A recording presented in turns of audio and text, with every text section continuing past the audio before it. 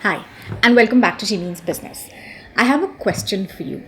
Do you believe that the first impression is the last impression? Or do you think that you would not want to be judged only by one interaction? And do you think that, trust, credibility, and likability can be established later as well?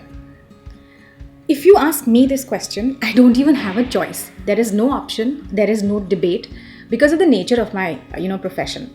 So in every workshop that I do or conference that I host, most of the times I'm actually meeting new people, and it's very important for me to bring my most impactful, memorable, and sparkling self to every event and to every workshop. That is how I ensure that my work is remembered, and that is how I ensure that I'm called back for more work, and that is how I get my more followers. For whatever reason, I have to bring my most impactful self to every first event or every first meeting.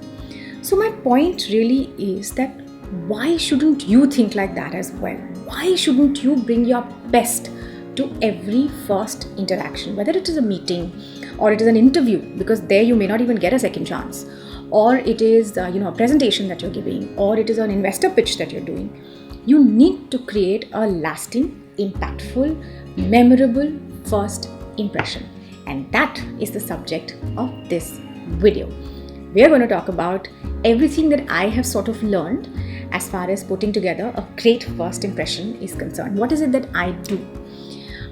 Is it just about the way you look, your clothes, your body language, eye contact, handshake, or is it more than that? Does it go deeper than that? I think it goes deeper than that. So I'm going to share with you today my 5 tips on how you can create a lasting first impression.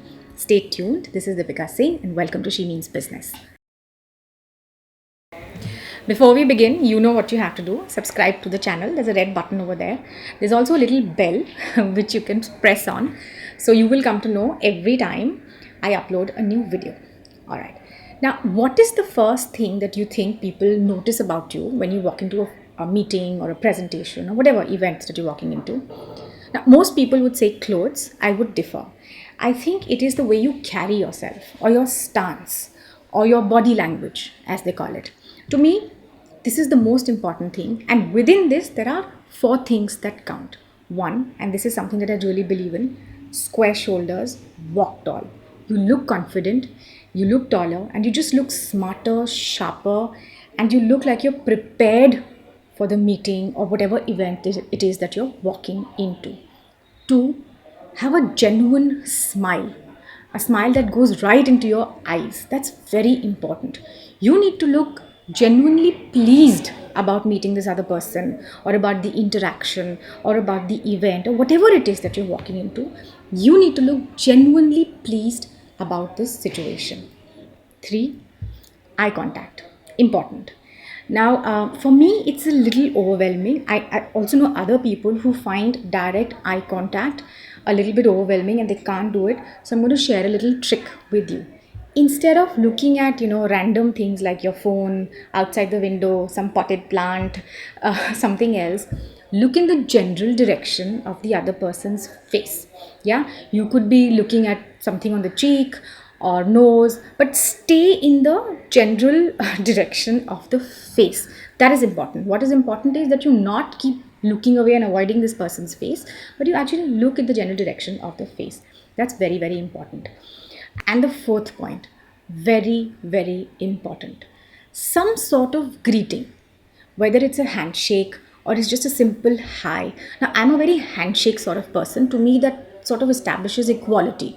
Whether it is gender, or it is roles, or it is client vendor relationship, whatever the relationship, it just establishes equality. And the other important thing it does is that the other person is not left feeling confused. Should I shake hands, or what is it that I should do? So this 4-5 seconds can be slightly disconcerting for everyone.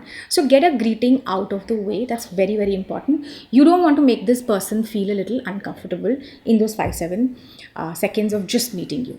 So to me, those 4 things are extremely important. The second thing that is important is obviously your clothes, or the way you're put together. You have to look appropriately dressed, and you just have to look well groomed and well put together. I'm going to share a story with you. This happened with me a few years back. I was working with a bank. In the sense, I was doing some work for them as far as internal events is concerned, and I was looking for a graphic designer to help me work on that particular project. It was going to be a 3-month project. I got various applications. I shortlisted 3. The work looked good as far as all 3 were concerned. So I set up a meeting with each of them at a coffee shop. And I just wanted to get to know them better, to understand them better. We were supposed to work together on this really intense project. I just needed to understand if we would click. There was this one guy who walked in a gunji and torn jeans. Now, I'm not judging this person. Because it doesn't matter. You will tell me that he's a graphic designer. How does it matter? He's going to be buried in behind a computer. How does it matter what he's wearing? To me, it was important. And I'll tell you why. This was a bank that I was going to be working with. And they had certain processes and they had a certain look and feel. I just felt deep somewhere subconsciously that if this person doesn't make an effort to, dress slightly more appropriately when he's coming to meet me, then possibly his attitude is it doesn't matter. Then possibly every time there is a creative that needs changes, small, big, he may come back to me with this whole thing of I'm not going to make those changes. They'll just have to, work with this. So I just felt that because of his attitude as far as his clothes are concerned, maybe it would translate to his work as well. I could have been wrong. His work was really good. I could have been wrong, but given 3 candidates, I didn't want to take that chance, which is why being appropriately dressed counts. Point number 3. Nothing is more memorable than a story. You can give a presentation, you can discuss facts, there could be some sort of negotiation, but a person will always remember you if you have an interesting story to share.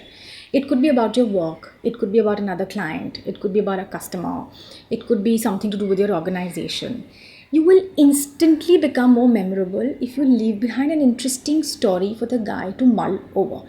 For example, every time I start a workshop, I begin by telling this really interesting story of how I landed up, doing what I do today. There's an instant connection, bond, empathy. People begin to understand me better. Why is it that I do what I do? So a story is a great way of establishing not only the fact that you become more memorable, but also just making the conversation more interesting. Point number 4. Be friendly. Be genuinely friendly, not only in the language that you use, but also in the tone that you use, in your body language, in the tone that you use with this person. Just be very, very friendly. Enter every situation that you're going to enter. Even if you don't like the person, you don't like the situation that you're in, enter into a situation looking for positives and you will find positives. So just be friendly. And last but not the least, look for commonalities.